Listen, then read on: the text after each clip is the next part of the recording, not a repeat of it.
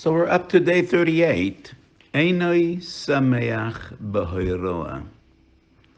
He is not happy to be a poisik, to paskin, to give halachic rulings. So literally translated, Eino Sameach b'hoiroa. He is not happy to be a moire derech. To be a poisik is an awesome responsibility. If we really believe in Torah, in mitzvahs, and we really understand that Chaye Olam is as important and more important than Chaye Shah, then the awesome responsibility to be a poisek and a rav is like to be a heart surgeon. The life and death of people are in your hands, and they depend on your decisions. Yes. So when a Rav paskins a shaila, people won't die as a consequence of his psak, but it'll affect their neshamas just like a doctor's decision would affect their bodies. And if we believe in Divrei Chazal, Godel Hamachtiyoi, Yoisem and Ahorgoi, Manichin Chaye Olam Ve'oskim B'Chaye Shah, then every Poisik and every Rav should feel this awesome responsibility. At least as a surgeon or an oncologist. Or doctors are aware that sometimes their decision would make the difference between life and death. The Poisik needs to feel the same way. That is what Chazal mean when the Gemara says in Sanhedrin of Zion, Le'olam yireh dayan et atzmo ki'ilu cherev munachet lo ben yerchotav v'gehenom ptucha metachtav. As if he's sitting on a sword and the fiery Gehenna is open beneath him and he might just fall into it every moment. Sheyityarem ha'onesh b'yolam hazeh u'miyolam haba, writes the Meiri in Masechet Sanhedrin. So some Gedolim had the privilege, like Reb Chaim Brisker.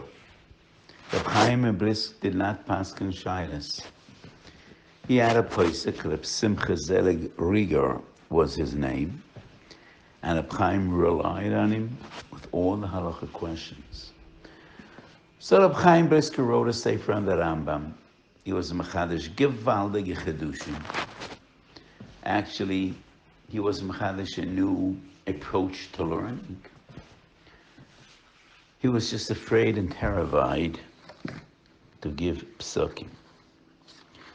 Rebbe Kiva Eger was not only the greatest of Achronim in his era, he was an unbelievable onav.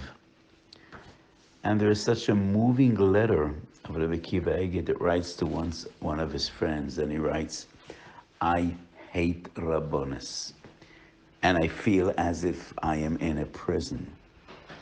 And I plea with you, could you find me another job? And Rebbe Kiva Eger says he would prefer either being a Malamed Dardika, a Malamed in Cheder to teach little boys Torah, or a Shamish in a shul. You know, the guy that takes care of the shul, does some repairs here and then, cleans the place, empties out the pushka. Every shul has a shamus. So the greatest gadol of his generation, Rebbe Kiva Eger, envied the shamus in the shul or the malamed in Cheder. And he writes, I hate Rabbonis. It was because of his Yireh Shamayim and his another, his humbleness, that he would prefer to be a Malamed and not the Gadol Ador, not the Poisek Ador. Eino Sameach b'hoiroa. Yes, b'mokum she'ein enoshim ishtadel yisesh. It is a responsibility. It is a privilege as well. You're serving Klal Yisrael. You're serving a Kodesh Baruch Hu. So in Sotah Daf Chav Beis Amud Aleph, as well as Avodah Zorah Yutes Amud Beis, Chazal interpret the pasuk, Ki rabim chalolem hepilo va'atzumim kol harugeho. Rabim chalolem hepilo ze Talmid Chochem shelo hegiya lehoiro v'moira. Atzumim kol harugeya.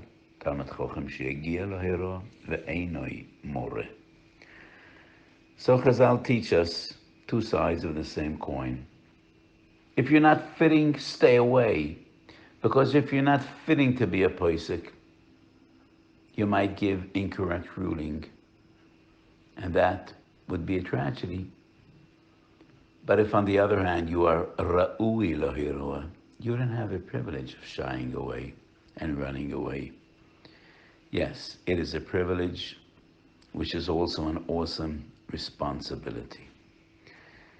So I think any Rav, any Paisik, really needs to start his day with a tefillah of Reb Nechunya ben Hakana, and pray and daven and plead with the Kodesh Baruch Hu, Shalom Koshel B'Dvar Halacha. So this is another manifestation of humility, of humbleness, which is so important in our quest to achieve Kisra Shel Torah.